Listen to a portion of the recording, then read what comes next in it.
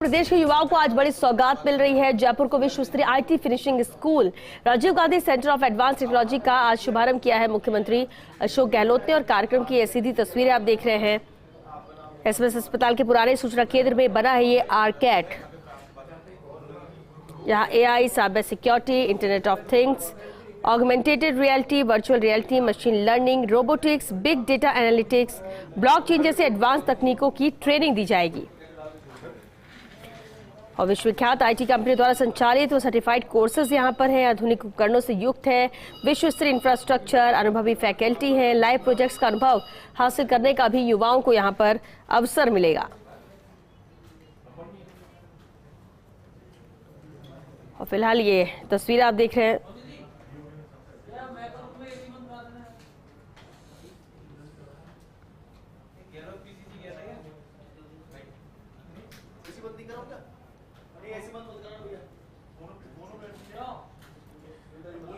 Finishing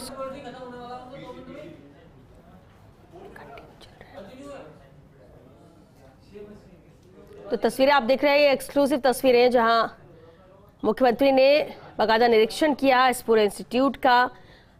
युवाओं को कैसे एडवांस तकनीक से अपडेट कराया जाएगा, कैसे उन्हें सिखाया जाएगा। और सबसे बड़ी बात है कि यहाँ विश्वविख्यात आईटी कंपनियों द्वारा इसे संचालित किया जाएगा। यहाँ पर सर्टिफाइड कोर्सेज हैं जो युवाओं को भविष्य के मद्देनजर काफी मददगार साबित होंगे।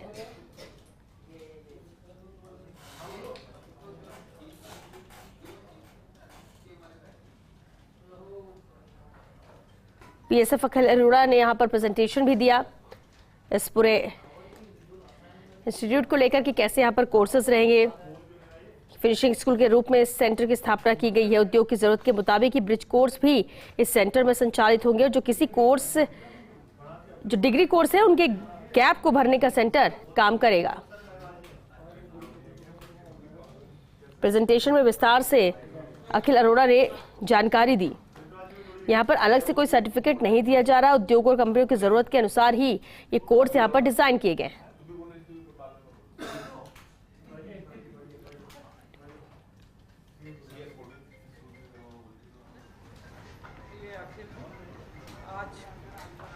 बहुत अच्छी एक ऐतिहासिक शुरुआत की है और जिस फिनिशिंग स्कूल में हम बैठे हैं वो अपने आप में परेशान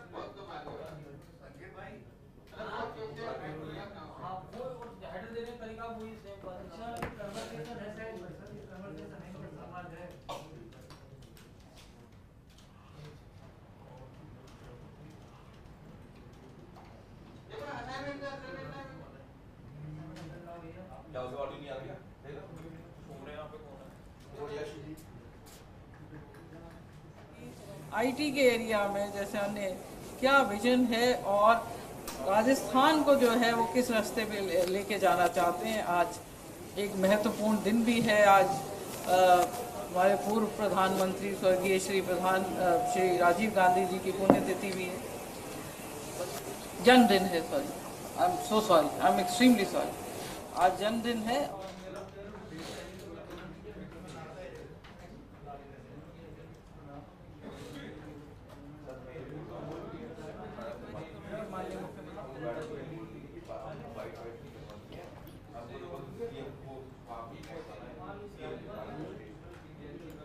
मैं खुद भावुक हो रहा हूँ आज के प्रोग्राम से, क्योंकि राजीव गांधी के साथ में मैं मंत्री था केंद्र के अंदर। उस वक्त उन्होंने कहा था कि हम लोगों को इस मुल्क को 21st सेंचुरी में ले जाना है। उस वक्त उनके मायने लोग समझ नहीं पा रहे थे। जब उन्होंने कहा था कि कंप्यूटर की बात की थी कि हम लोग कैसे विकसित राष्ट्रों की श्रेणी में भी पहुंचे, तब आप में से कई लोग मालूम होगा कि कई तरह की चर्चाएं हुई थी। लोग समझ नहीं पा रहे थे कि राजीव गांधी जी क्या कहना चाहते हैं। आज जब पूरे मुल्क में आईटी क्रांति हुई है, हमारे देश के अंदर भी हम लोग पीछे नहीं है, काफ़ी आगे बढ़ गए हैं। हमारे यहाँ के नौजवान अमेरिका में जा कर के तहलका मचा रहे हैं और वहाँ के प्रेसिडेंट खुद इस बात का लोहा मान रहे कि इंडिया के नौजवान आकर के यहाँ पर बहुत बड़ा कंट्रीब्यूशन कर रहे हैं आईटी सेक्टर के अंदर भी। उस दृष्टिकोण देखें तो राजस्थान आज जो है एक हब के रूप में उभर रहा है। यहाँ पर पिछली गवर्नमेंट हमारी थी तो मैंने 3% बजट रखा था हर विभाग के अंदर, उसका इम्पैक्ट भी पड़ा। गवर्नमेंट बदलती रहती है परंतु ये काम रुका नहीं, इस बात की मुझे बहुत पसंद है। पिछली गवर्नमेंट में भी यहाँ बामा साहब बना है, जो डाटा सेंटर बना है, जो देश के अंदर अग्रिम पंक्ति में वो खड़ा है प्रोजेक्ट अपना के अंदर। और आज आपने देखा होगा आधुनिक IT कैट के नाम से जो आज एक शुभारंभ हुआ है। मैं समझता हूँ कि राजीव गांधी को ये एक प्रकार से श्रद्धांजलि भी है कि जो सपना उनका था उस सपने की तरफ आगे बढ़ रहे हैं। अभी अखिल लोढ़ा जी कह रहे थे आपको, ये पहले एक भ्रांति थी खाली ये पढ़े लिखे लोगों के लिए IT होगी और पब्लिक को जवाब दे देने के अंदर, और वही क्रांति काम आ रही है। कोरोना के अंदर हमने अभी 11,000 से ज़्यादा पंचायतों से जुड़ करके जब सीधी बात करते थे, मैंने करीब 500 वीडियो कॉन्फ्रेंसिंग करी है। अधिकांश वो खाली कोरोना को लेकर थी। इतनी अच्छी गवर्नेंस होती थी क्योंकि IT का नेटवर्क राजस्थान ने बहुत मजबूत बना रखा है। अब हर वर्ग जो है गुड गवर्नेंस में हमारी बहुत बड़ी भूमिका होगी। जब सरकार की खुद की इच्छा शक्ति है कि किस प्रकार से हम IT सेक्टर का उपयोग करें गवर्नेंस के अंदर, तो आप समझ सकते हैं कि जो हमारे पोर्टल बने हुए हैं यहाँ पर सूचनाओं के, चाहे सरकारी योजना की सूचनाओं के भी, बेनिफिशियरी के भी। कोरोना के अंदर हमने करीब 35 लाख लोगों को ढूंढा राजस्थान के अंदर। कोई भूखा नहीं सोना चाहिए, गरीब आदमी भी जो डेस्टिट्यूट है, ठेले वाले हैं, क्योंकि कोरोना में लॉकडाउन हो गया था। मैं आपको उदाहरण दे रहा हूँ, उन सबका हमने लिस्ट बना के 35 लाख लोगों को DBT करके 5 बार हमने उनको अमाउंट ट्रांसफर किया। तो ये संभव इसलिए हुआ क्योंकि IT को हम लोगों ने आगे बढ़ा रखा है। अब जो स्टूडेंट यहाँ पर आएंगे इस संस्थान में, वो एडवांस कोर्सेज कर पाएंगे।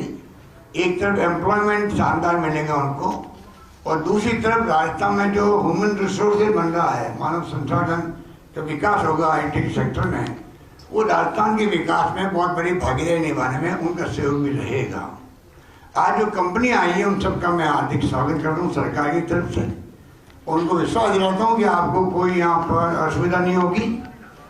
जो आपने पार्टनरशिप की है उसके अकॉर्डिंग तो ही हम लोग यहाँ पर आने वाले वक्त के अंदर आपको सहयोग करेंगे। और बड़ी बड़ी कंपनियां भी तो शुरुआत हुई है, आने वाले वक्त में बड़ी बड़ी कंपनियां आएगी, उनके साथ हमारा इंटरेक्शन होगा। और मैं उम्मीद करता हूँ कि राजस्थान ये तो एक संस्थान है। अभी फिनटेक यूनिवर्सिटी बन रही है जोधपुर के अंदर करीब 650 करोड़ रुपए की लागत से। राजस्थान और संभागीय मुख्यालय पर IT बेस्ड संस्थान बन रहे राजीव गांधी के नाम से। एक प्रकार से IT सेक्टर में जो राजीव गांधी की शुरुआत थी उसको हम इस रूप में आगे बढ़ा रहे हैं कि राजस्थान के अंदर हर वर्ग को, चाहे वो मजदूर हो, किसान हो, छात्र हो, युवा हो, कोई भी हो, उन सब इंडस्ट्री को भी और उद्यमी को भी, व्यापार को भी, हर चीज के अंदर दखल IT का होगा। उसी ढंग से हमने तैयारी कर रखी है, उसी ढंग से हम लोग आगे बढ़ रहे हैं। ये मैं आपको निवेदन करना चाहता हूँ। इसलिए मुझे खुशी है कि आज एक प्रारंभ हुआ है राजस्थान में प्रोजेक्ट, और आने वाले वक्त के अंदर राजस्थान, मैंने जैसे कहा आपको, IT सेक्टर में केंद्र बिंदु बनेगा पूरे मुल्क के अंदर। ये मैं निवेदन करना चाहता हूँ। धन्यवाद। सर IT के सेक्टर में अच्छा काम हो रहा है, लेकिन हम इंटरनेट बैन और नेटबंदी में राजस्थान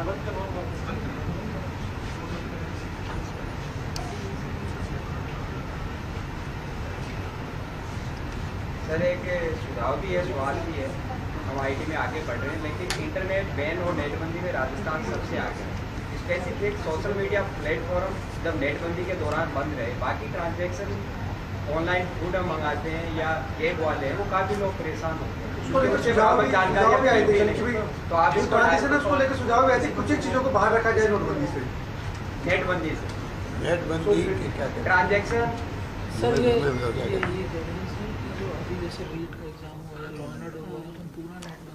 पूरा बंद नहीं करती, रॉड से लेना कई उतना ही स्टेट बंद कंट्री में करती, कब ये आप ठीक कह रहे हैं कि ये परेशानी होती है, मुझे भी होती है।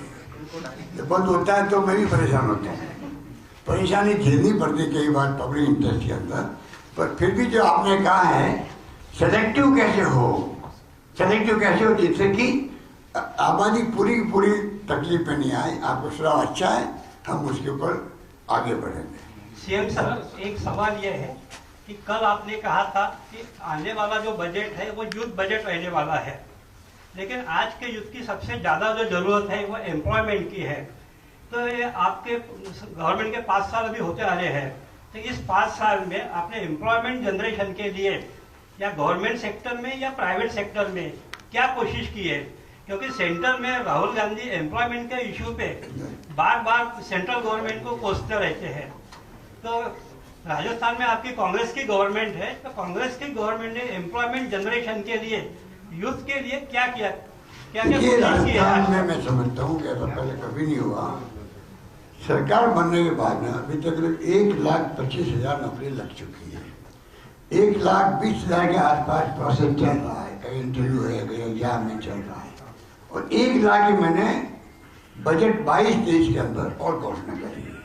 तो लगभग 3 लाख से ज़्यादा नौकरी लगेगी। ये तो है गवर्नमेंट नौकरी की बात कर रहा हूँ, ठीक है। उसके अलावा इन्वेस्टमेंट का जो माहौल बना रहे हैं हम लोग, इंफ्रास्ट्रक्चर बना रहे हैं, ये IT का काम भी है, वो भी एक प्रकार से उसी की कड़ी के रूप में है।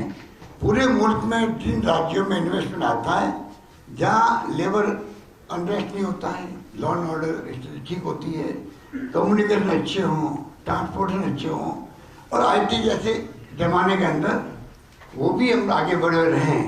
मैं समझता हूँ पूरा माहौल जो है, और जो इन्वेस्ट राजस्थान हम लोग कर रहे हैं अक्टूबर के अंदर, मेरे ख्याल 7-8 अक्टूबर को 7-8 अक्टूबर को जो इन्वेस्ट राजस्थान हो रहा है, उसमें करीब 5 लाख करोड़ के तो MOU हो चुके हैं। 1 लाख करोड़ के इन्वेस्ट MOU मेरे परसों होने वाले दिल्ली के अंदर, मैं भी जा रहा हूँ उसके अंदर। इन्वेस्ट राजस्थान के इवेंट के बाद में हम उम्मीद करते हैं कि गुजरात में, वाइब्रेंट गुजरात में मोदी जी ने बहुत किया वहाँ पर। हालांकि देखिए 10-12% आता है इन्वेस्टमेंट, ये सच्चाई थी, पर गुजरात मॉडल था मोदी जी का, मोदी मॉडल था, तो वो 10-12%, 20% पीछे रह जाती थी बात। लगता था कि जो MOU हुए हैं 8 लाख करोड़ के या 10 लाख करोड़ के, वो सब इन्वेस्टमेंट आता हुआ, आता नहीं है वो। हम कोशिश करेंगे जो MOU ऐसे हों जो खाली कागजों में नहीं हो, पहले उनको एग्जामिन करें, जिनकी आने की संभावना है उन्हीं के साथ MOU करिए, हमारा प्रयास है। मैं उम्मीद करता हूँ उसी से प्राइवेट सेक्टर में भी एम्प्लॉयमेंट की संभावना बढ़ेगी। सर ये सब समाज की बेहतरी के लिए सारा काम हो रहा है, पर सर अगर आज नजर डालते हैं समाज पे, तो समाज के अंदर एक असुरक्षा का भाव है, जैसे फिनेंशियल इनसिक्योरिटी नजर आती है समाज में, समाज के अंदर सर एक फ्यूचर इनसिक्योरिटी नजर आ रही है। तो सर इस विषय के ऊपर कहीं कोई बात नहीं हो रही है, क्या आप इस विषय के ऊपर बात करें?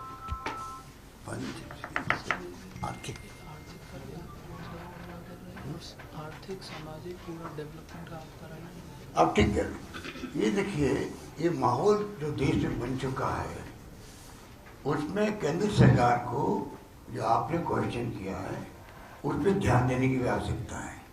केंद्र और राज्य सरकारें मिलकर अगर ये काम करेगी तो ज़्यादा बेहतर होगा, क्योंकि आर्थिक रूप से जो क्राइसिस है देश के अंदर, डॉलर आज 80 रुपये के आसपास पहुंच गया, क्रॉस भी हो गया एक बार। तो आज हम सबको चिंता होनी चाहिए कि हम किस दिशा में जा रहे हैं, किस दिशा में जाएंगे, और केंद्र राज्य सरकारें मिलकर, क्योंकि विभिन्न पार्टियों की सरकारें हैं, ये पहली बार ऐसा माहौल में देख रहा हूँ जहाँ इतने बड़े रूप के अंदर एक अलग माहौल चल रहा देश के अंदर। मैं अभी राजनीतिक बात नहीं करना चाहता, पर मैं इतना कहना चाहूँगा कि अभी समय है मोदी जी के लिए, उनको चांस मिला है दूसरी बार प्राइम मिनिस्टर बनने का, उनको बड़ा दिल रख के विपक्ष को भी साथ लेना चाहिए, क्योंकि सरकारें विपक्ष की है, और सब मिलके आर्थिक क्राइसिस जो है, अर्थव्यवस्था मंदी का दौर है, उसको हम ठीक कैसे कर सकें, किस प्रकार केंद्र सरकार राज्यों को इमदाद करे, क्योंकि फेडरल सिस्टम देश के अंदर, संघीय ढांचा देश के अंदर तो भारत सरकार का ये कर्तव्य भी है कि वो राज्यों को पूरी तरह विश्वास में लेवे, उनकी चर्चाएं करें और उनको इमदाद भी करें। हमारी कोई शिकायत हो सकती है, वो हम लोग उनके साथ में बराबर लिखा पढ़ी करते रहते हैं, बातचीत करते रहते हैं। मंत्री महोदय, स्किलिंग राजस्थान और एनर्जी राजस्थान की बहुत अच्छी पहल की है। क्वेश्चन है कि रूरल एरियाज में जो स्किल काउंसिल है, गवर्नमेंट की 17 स्किल काउंसिल है, उसको कैसे लिंक किया जाए और access to the employment generation, access to the technology and access to rural development.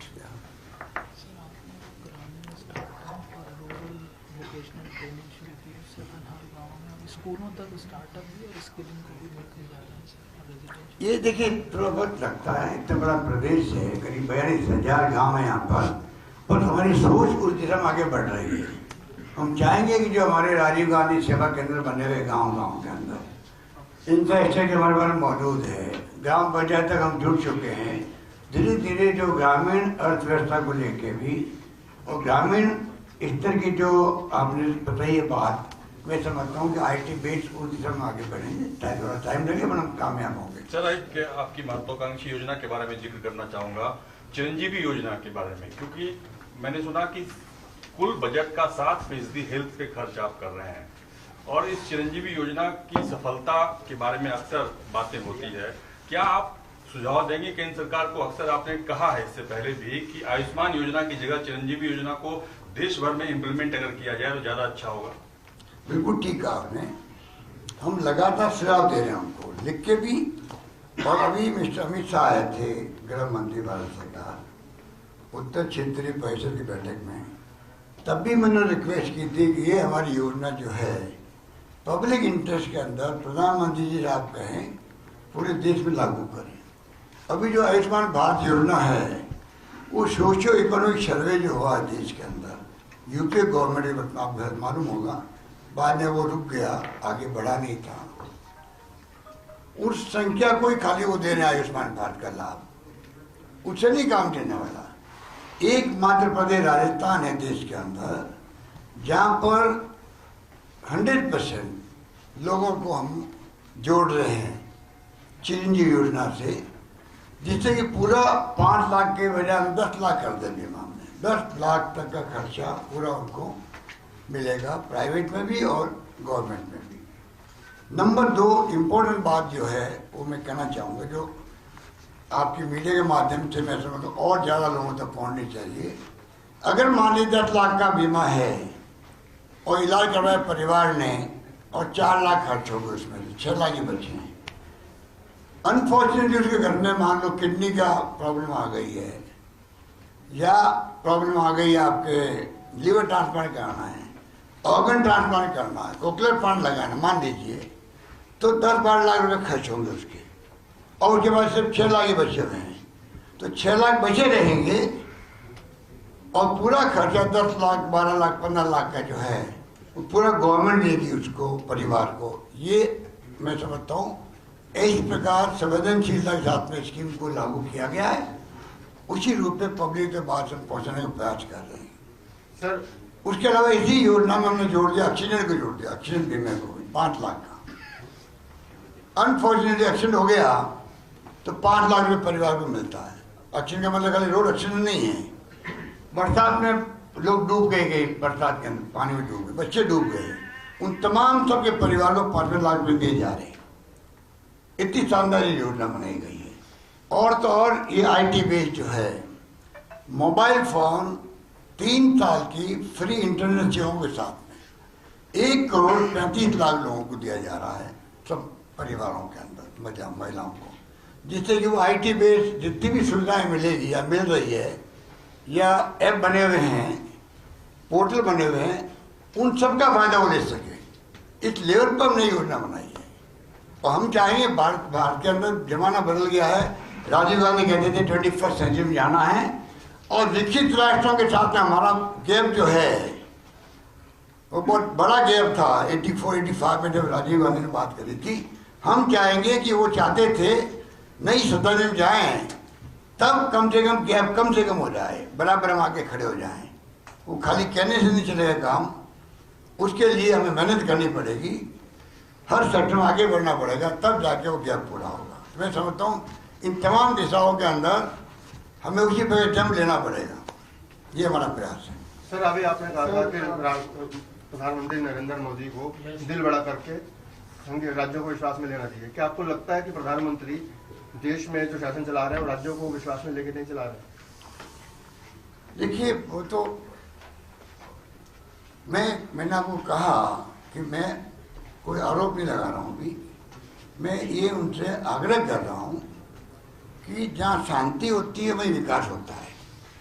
परिवार के अंदर भी, गांव के अंदर भी जहाँ झगड़े होंगे वो गांव पिछड़ जाएगा विकास के अंदर। और वही बात लागू होती प्रदेश में और देश के अंदर। अभी माहौल बना हुआ है अशांति का, अविश्वास का, तनाव का, हिंसा का। वो बहुत खतरनाक माहौल बना हुआ है, जो दूरियां बढ़ गई है धर्म के नाम पर, जाति के नाम पर। उसको दूर करना देश के हित के अंदर है। अभी भले एक धर्म के लोगों को बड़ा अच्छा लगता होगा, पर भविष्य जो है देश का वो जुड़ा हुआ है शांति, सद्भाव, प्यार, मोहब्बत, भाईचारा और अहिंसा के साथ में। ये मर्म की बात है जो भारत सरकार किसी पार्टी की हो, सबको समझना पड़ेगा। सर, इसी कड़ी को थोड़ा आगे ले जाते हुए एक सवाल पूछूंगा। एक ईआरसीपी परियोजना है जल आपूर्ति के संदर्भ में, वो 10 से 15 जिलों को प्रदेश के उसका फैलाव होगा, जिसकी बात आप भी अक्सर करते आए हैं और प्रधानमंत्री ने भी इसको लेकर वादा किया था। और ये जो बात चल रही है सहयोग की, राजस्थान प्रदेश से ही उपराष्ट्रपति भी हैं, जल शक्ति मंत्री भी हैं और लोकसभा के स्पीकर भी हैं। तो ऐसी स्थिति में केंद्र देखिए, मैं क्या स्थिति है उसकी? 13 जिलों की योजना है, पिछली गवर्नमेंट ने बनाई है। जब बीजेपी गवर्नमेंट थी तब भी हमने सरकार बनने के बाद में उसको चालू रखा है, बंद नहीं किया है। 9,000 करोड़ रुपये अभी हमने बजट में रखे उस योजना के लिए। पर हमारी असली मांग है प्रधानमंत्री जी से कि अगर योजना 15-20 साल बाद बनती है तो उसका लाभ बहुत मुश्किल से मिलेगा। टाइम बाउंड पूरी हो, उसके लिए राष्ट्रीय परियोजना घोषित हो, जो प्रधानमंत्री और एनडीए गवर्नमेंट ही कर सकती है। और प्रधानमंत्री मोदी जी ने जयपुर में, अजमेर में चुनाव के पहले पूरी व्याख्या करके योजना क्या है, कितने जिले की है, कौन कौन जिले हैं, यहाँ तक उन्होंने बात करी। हम उनको याद दिला रहे हैं, कृपा करके उस योजना को हम राष्ट्रीय परियोजना घोषित करें। 16 योजनाएं आज परियोजनाएं देश में है, राष्ट्रीय परियोजनाएं। हमारे यहाँ की एक भी नहीं है। हम चाहेंगे हमारे यहाँ ये योजना को राष्ट्रीय परियोजना घोषित करेंगे तो टाइम बाउंड 5-7 साल में पूरी हो सकती है, जिससे कि 2 लाख हेक्टेयर सिंचाई और 13 जिले पीने के पानी की समस्या हल होगी। और जब JJM चल रहा है, जल जीवन मिशन चल रहा है, जहाँ हर घर घर नल पहुँचेगा तो पानी कहाँ से आएगा अगर सोर्स नहीं होगा तो। इसलिए हमने जनरली हमारी मांग है। अभी मैंने नीति आयोग बैठक में गया था, तब मैंने प्रधानमंत्री जी से रिक्वेस्ट की थी कि आप इस पर जरा ध्यान दें। तो हम लोग इस पर लगे हुए हैं। आम जनता का सहयोग मिलेगा हमें और मिल रहा है। 13 जिले के लोग समझ गए हैं। और इंदिरा गांधी के किनारे आगे मान लीजिए कितने आराम हो गया पश्चिमी राजस्थान में। जब सदियों से सूखे पड़ते थे, अकाल पड़ता था, सूखा पड़ता था, काफी ज़्यादा आराम हो गया। तो ये भी मैं चाहूँगा इन जिलों को सुविधा मिलेगी। बहुत धन्यवाद आप सबका, बहुत धन्यवाद।